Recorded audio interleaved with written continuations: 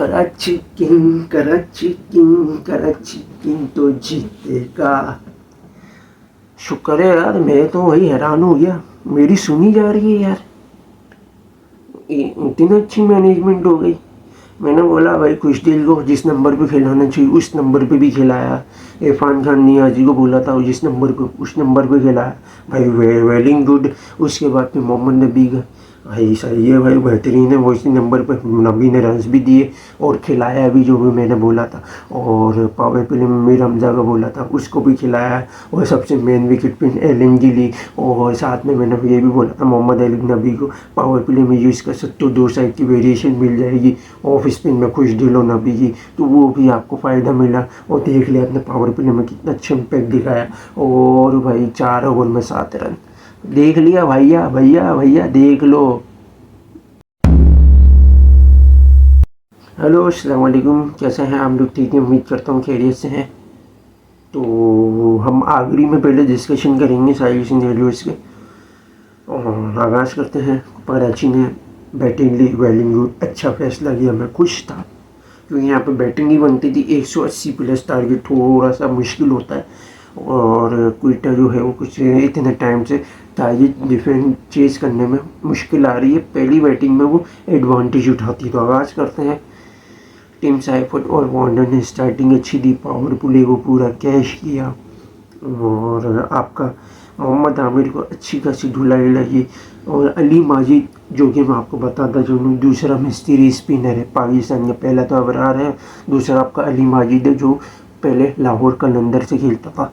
जो 2018 में जो टैलेंट प्रोग्राम निकला था ना, जिससे फील्ड सोल्ड भी आपका निकला है, जहाँ तक मुझे याद है अच्छी तरीके से, उसी में से आपका फील्ड सॉल्ट एक निकला था, जो कि आपका अबू धाबी T10 लीग चल रही थी लास्ट टाइम जब कलंदर्स के नाम पे टीम खेली थी, वो जो चैम्पियन बनी थी, तो उसमें अली माजिद भी थे।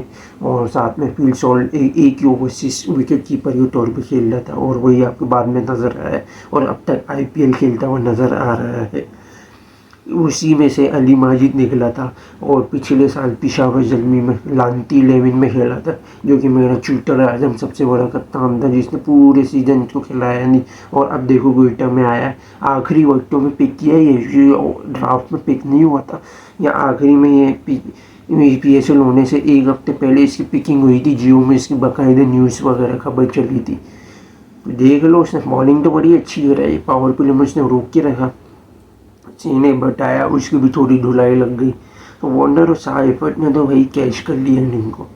फिर अबरार का ओवर आया और अबरार ने वार्नर को खा लिया आते के साथ ही पहले ओवर में। उसको पहले आप लगा लेते कोई मसला नहीं था, और थोड़ा बहुत आपको अच्छी इम्पैक्ट भी डाल देता आमिर, क्योंकि स्विंग तो इतनी हो नहीं रही, उसकी स्लो बॉल पर थोड़ा सा कोशिश कर रहा है रिलाई करने की, लेकिन उतना फ़ायदा हो नहीं रहा, उसकी धुलाई लग रही है।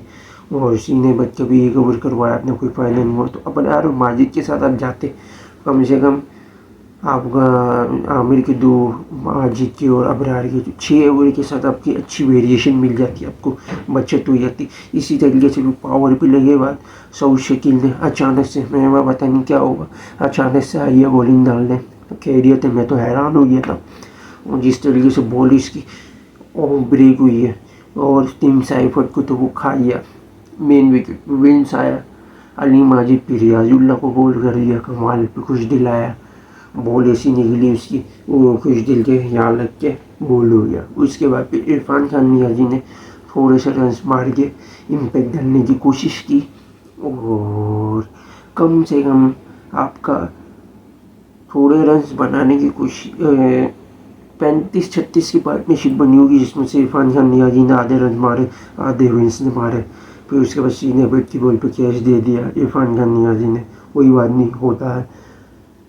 मोहम्मद नबी आया, फिर मोहम्मद नबी ने थोड़ी खड़े हो गए, विंस की मदद की, विंस ने भी थोड़े रन मारना शुरू किए। 50 की पार्टनरशिप बनी, जिसमें से 18 रन नबी के आए, क्योंकि बाद में भी नबी ने आखिरी में भी 2 छक्के लगाए, आमिर को भी उसके बाद भी कैच दे दिया। आमिर जब आया विंस ने मारना शुरू किया, सही ये मारना शुरू कर ही रहा था, ये भी विंस आउट हो गया आमिर की बॉल पर, आखिरी ओवर को बता रहा हूँ।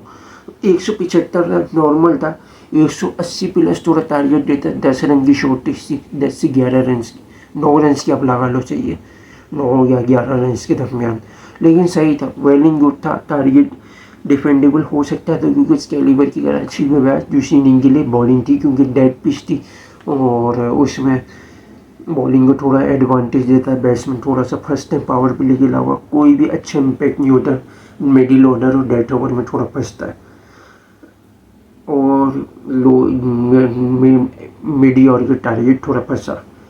आते के साथ फिर सऊद ने तो फिन एलन ने स्टार्टिंग अच्छी दी, 2 चौके और तकरीबन 1 छक्का लगाया और कम से कम सऊद ने स्टार्टिंग दी थी, सिंगल लेके दिया था, 1 वाइड भी हो गई थी। उसके बाद फिर फिन एलन ने हमजा की बॉल पे कैच दे दिया, मेन विकेट ली। उसके बाद में हसन नवाज अगले ओवर में आते के साथ ही खुशदिल को कैच दे दिया, समझ से बाहर है, इस लड़के के साथ कर गया रहे। फिर ये मेन जो मोमेंट था यहाँ पकड़ना था और थोड़ा सा कामयाबी और खुशल मेहंदी सऊद की पार्टनरशिप, जो कि आपका 25 रन की पार्टनरशिप बनी, जिसमें से खुशल मेहंदी से 12 रन बनाए, 12 सऊद ने बनाए, लेके जा भी रहे थे अच्छी एंड थोड़ा मुश्किल को थोड़ा संभालने की कोशिश कर रहे थे, बेहतरीन जा रहे थे। 6 रन और ऐड हो जाते, उसमें 4 ओवर में 40 रन की पार्टनरशिप हो जाती, 10 के रिक्वायर्ड रन के रेट के साथ जाते, 60 रन के साथ फिनिश करते। पावर प्ले वो कम से कम एवरेज सिंगल डबल भी होते, ये दोनों बैटर मिलकर फिनिश कर लेते। लेकिन बदकिस्मती हुई, खुशल मेंडिस के साथ नबी की बॉल पे कैच दे दिया हसन अली को। फिर नफ़े आया, नफ़े ने फिर थर्ड मिनट पे स्विंग ट्राई किया, उसने कैच दे दिया। फिर रोसू आया, रोसू ने भी कैच उठा के हमीद जमाल को दे दिया। फिर फ़हीम अशरफ आया, फ़हीम अशरफ ने भी ज़्यादा कुछ इम्पैक्ट डालने की कोशिश नहीं की, क्योंकि बॉलें पीने में लगे हुए थे, डर गए थे और उस डर के माहौल में फ़हीम अशरफ कैच दे बैठा। वहाँ पे सीन अहमद ने भी बॉल से रोकने के हवाला किया, फिर वहाँ भी 10 रन ही बने, सीन अहमद आउट हो गया। फिर 43 रन की जो पार्टनरशिप बनी, वहाँ भी सऊद ने सुस्ती की मुजाहरा की, मोहम्मद आमिर ने रन बनाए और जिस तरीके से रन बनाए, मुझे 2010 की ऑस्ट्रेलिया के सीरीज़ याद आ गई, T20 की, जो इंग्लैंड के अंदर खेली जा रही थी, और जहाँ पे शॉन टेप को जिस तरीके से तसल में आमिर ने छक्के मारे थे, यानी मुझे 15 साल के मेरे बचपन का 10 ईयर याद दिला दिया। आधी बैटिंग की थी, लेकिन कमाल की ये थी, एक्सपीरियंस के साथ टाइमिंग के प्रॉपर फिर छक्के मारे थे। 2010 में देखो तो प्रॉपर जान के साथ, जोशो खरोश जुनून के साथ छक्के मारे थे, तो फर्क है दोनों में। तो उसने 30 रन बनाया और ये छोटी ही चील 13 रन बनाए, 13 से 12। खड़ा रहा खाली, बस रन कुछ नहीं, बरौबत खाने में लगा हुआ था, सुस्ती की दुकान बना हुआ था। इसके चक्कर में आमिर जमाल ने आखिरी में आउट कर दिया, हसन अली भी अबरार को बोल कर दिया, तो इसको ऐसे यूं वाले सेलिब्रेशन कर रहा था, ए आवाज़ दी। फिर उसके बाद अली माजिद ने जो चौके मारे फिनिश कर दिया, ख़त्म हो गया, समझ लो जिस तो नामुद पन्ना बिल्ला।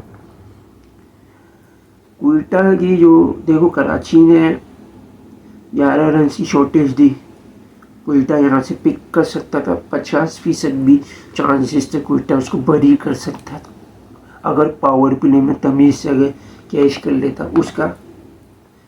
पहले तो मैं ये आपको बताऊँ, सऊद वन डाउन आया था, Hasan Nawaz Finn Allen open करते, थोड़ी सी अच्छी स्टार्टिंग देती, क्योंकि पावर प्ले में ज़रूरत थी।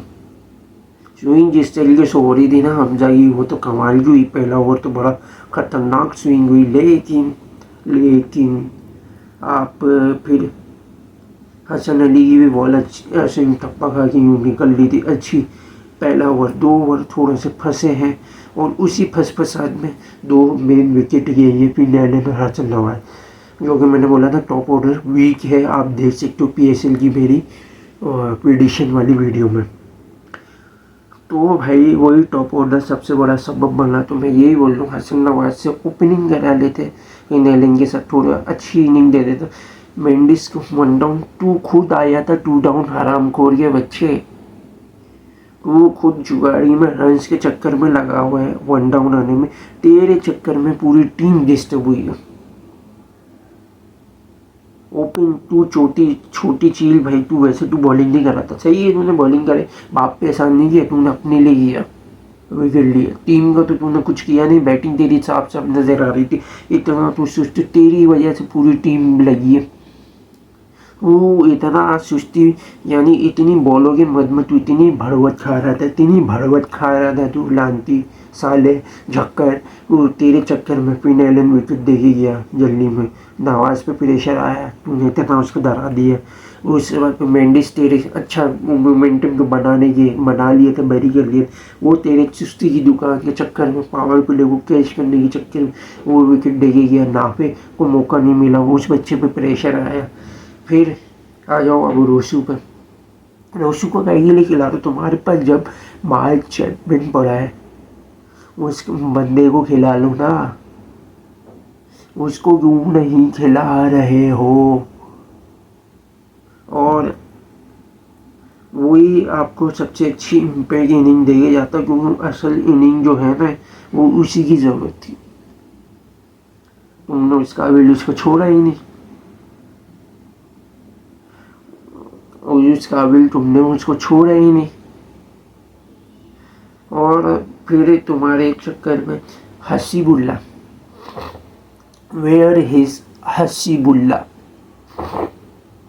हसीबुल्ला की कोई बताओ ना, क्यों नहीं हिला रहे भाई? हाली सिर्फ के नाम करने के लिए ये इतना तुम लोग इनसिक्योर हुए हो, तुम्हारे जो पार्टी है रिजवान वाली तीन टप्पर पार्टी, इतना तुम लोग डरे हुए हो कि मतलब तुम टीम में तो जगह नहीं दे रहे, बदमाशी मचाई हुई है, पीएसएल में तुम्हारे अपने बंदे वो ऊपर आने नहीं दे रहे, खिलाओ ना भाई इसको, क्यों नहीं खिला रहे? कमाल है, हद कर दी यार इसको भाई। हसन नवाज को तुम्हें कुछ नहीं करवाना तो चलो हसन नवाज की जगह हसीबुल्ला को खिला लो, हसीबुल्ला कम से कम होगा, ओपन करवा लो इससे, फिन एलन के साथ दोनों की जो माइंड सेट है वो अटैकिंग और एग्रेसिव माइंड सेट है, कम से कम केमिस्ट्री मिलेगी। स्टार्टिंग में जो टॉप ऑर्डर से जो मसला आ रहा है ना, वही तुम्हारे को चाहिए, वही तुम्हारे को करके दे सकते हैं, वही आपको 60-70 वाली 6 ओवर ये इनिंग आपको दे सकते हैं पावर प्ले में। खिला ही नहीं रहे उनको, पता नहीं कौन सी दुश्मनी तुम्हारी चल रही है। मैंने पहले ही बोल दिया था इसको लिया इसलिए इसको खिलाएंगे ही नहीं, और ये मैं तकरीबन 3 महीने या 2 महीने पहले जो ड्राफ्ट हुआ उसी में मैंने बता दिया था, जाओ तो आप विकेट वीडियो देख सकते हो। ये तो सारा मसला है पाकिस्तान का, ये वो लॉबी सिस्टम, फ्रेंचाइज, बदमाशियाँ चलती हैं बाकायदा इनकी। और भाई बच्चों को तो मौका नहीं देना, फुल खुद लग्जरी ले रहे हैं भाई, सऊद खुद तो रन बना नहीं रहा था, बॉलें इतनी खा रहा था, सिंगल डबल तो कर नहीं रहा था, रन को रोटेशन वही जो रिजवान बाबर करते हैं वही सीन इसने भी किया हुआ है। सरफराज का पहले पिछले सीजन पहले इसने पत्ता साफ करवाया, और अब खुद भी आया, तो ये तीसरा इनका बंदा, तीसरा इनका आदमी, वो चौथा लाहौर में शाहीन, यानी 4 फ्रेंचाइज में बदमाशियाँ चल रही है।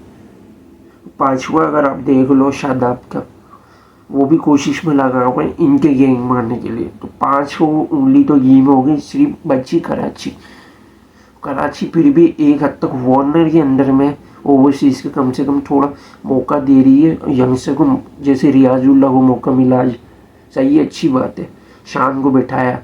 और उसका मैं रीज़न बताऊं, वासिफ भाई ने एक हफ्ते पहले ही बोल दिया था, कराची आई थिंक जब जीता था मुल्तान से, वासिफ भाई ने पहले ही बोल दिया था कि भाई वार्नर ने बोला सर अगर आप लोगों को जीतना है तो मैं जैसा बोलूँगा आपको वैसे ही करना, वो शान मसूद को बैठा सकता, वो बाकायदा ऐसा हुआ,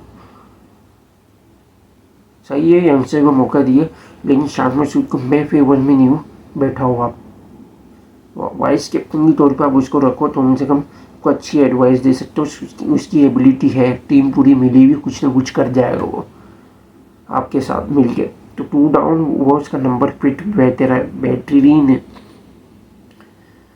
और और चाहो तो आप 1 डाउन भी ला सकते हो, 2 डाउन भी विंस को रख सकते हो, और रोटेशन दोनों साइड से हो सकती है। कराची की टीम वेलिंग गुड है। बात सारी है क्विटर पहले इनिंग में थोड़ा कुछ कर लेता है, तो उनकी बॉलिंग ऐसी है, कुछ ना कुछ कहीं ना कहीं डिफेंड कर लेते हैं टारगेट। बात आती है चेस की, चेस पे इनके चूतर पड़ जाते हैं। चेस में इनके ये सीन होने लग जाते हैं भाई, सऊद अपने पावर प्ले में ये रिजवान वाला सीन कर रहा था भाई, 1 डाउन इसको भी नहीं आना, वहाँ से रिजवान को भी नीचे नहीं आना, बाबर को भी नीचे नहीं आना, तीनों यही सीन करने। तो सेम सऊद ने भी इनकी देखा देखी में यही चालू कर दिया। पहला मैच में खेला सही है, हर मैच में एक जैसा नहीं चलता भाई, कहीं कभी कभी रोटेशन करके नीचे भी आना पड़ता है। और हसीबुल्ला फिनैलन को ओपनिंग करो, मैं आपको गारंटी बोल रहा हूँ रिजल्ट मिलेगा अगर आप प्रेशर कम रखो। अब ये प्रेशर कम रखोगे भाई, रिजवान भाई ये उनकी नाक नहीं कटनी चाहिए, तो भाई मैं मानूंगा कि भाई हाँ आप सिंसियर हो, आप इनसिक्योर नहीं हो, थोड़ा सिक्योर हो, आप मौका देते हो, तो मैं आपको मानूंगा। आप मौका देना ही नहीं है, आप मौका देते ही नहीं हो, क्योंकि पट्टी भी इतनी है कि जगह कहीं साइम की तरह ना ले ले रिजवान भाई की, जैसे इमाम की जगह खाई है साइम ने। तो भाई बहुत बड़ी सियासतें हैं यहाँ पे। फ्रेंचाइज के ऑनर्स को मैं यही बोलूँगा भाई, ये तो बेचारे पिसते हैं, इनका तो कोई कसूर ही नहीं है। जितने भी ऑनर हैं उनका कोई कसूर नहीं है, ये मैं आपको बता दूँ। उसका रीज़न ये है कि पीसीबी, सायब कॉरपोरेशन और जो तीसरा जो माफिया, जो तीन ये जो बैठे हुए हैं ना, ये मिलके ऑनर्स को दबाव डालते इसलिए कि भाई ये अच्छी आपको बिजनेस स्ट्रेटजी में पैसा आपको बना के देंगे, इनके पास पीआर एजेंसी है, तो ये आपको अच्छे स्पॉन्सर ला के देंगे, स्पॉन्सर का लालच देते हैं और दबाव ये डालते हैं, हम जैसे बोलते हैं आप वो प्लेयर रखें, और वैसे के वैसे ही होता है। और देख लो पिशावर का क्या हाल हुआ, जावेद आफरीदी कुछ बोल ही नहीं सकता क्यों, प्रेशर इतना है। लाहौर का क्या हाल है हुआ था, फवाद राना कुछ बोल ही नहीं सकता था। शादाब की कैप्टेंसी माइंडसेट अच्छा था इसलिए वो जीता के चले गया, तो अली नकीवी की थोड़ी सी वाह हो गई। सेम टू सेम शान बेचारा अकेला एक लॉबी में इन फंस गया, कुछ बंदे इनके डाले हुए थे, तो इसलिए सलमान इकबाल का भी कोई कसूर नहीं है, वो भी इसी वजह से फंस गया। Same to same Nadeem Umar का, सऊद शकील की मद में रिजवान अली तरीन के। ओ भाई ये पूरा इन लोगों ने जाल बिछा के रखा हुआ, सिर्फ एक फ्रेंचाइज बची वो कराची की। भाई मैं ये नहीं बोल रहा मेरे शहर से, मैं बायस नहीं हूँ, मैं बात करता हूँ प्रॉपर खुल के। 4-5 फ्रेंचाइज ने पूरा कब्जा मारा हुआ। बोलते हैं ना लोग, बोल रहे हैं कि पंजाब प्रीमियर लीग है, पंजाब प्रीमियर लीग नहीं है ये पूरा, ये आप गलत सोचते हो। अगर पंजाब प्रीमियर लीग होती तो फिर साउथ तो कराची का, उसने कैसा हाईजेक किया हुआ, एक जवाब दो ना। बात पंजाब प्रीमियर लीग की नहीं है, बात है आपकी रोटी गैंग ग्रुप, जो लॉबी सिस्टम है, लॉबी सिस्टम साया ग्रुप ने हाईजेक किया हुआ है। तो आप कहोगे ये साया प्रीमियर लीग है या लॉबी प्रीमियर लीग बोलो आप, तो ये था। और अगला आपको इंशाल्लाह कल की प्रीव्यूज मिल जाएंगे वक्त पे। लाइक और शेयर और सब्सक्राइब जरूर करिएगा, बेल आइकन को जरूर क्लिक कीजिएगा। थैंक्स टू वॉचिंग वीडियो, अल्लाह हाफिज़।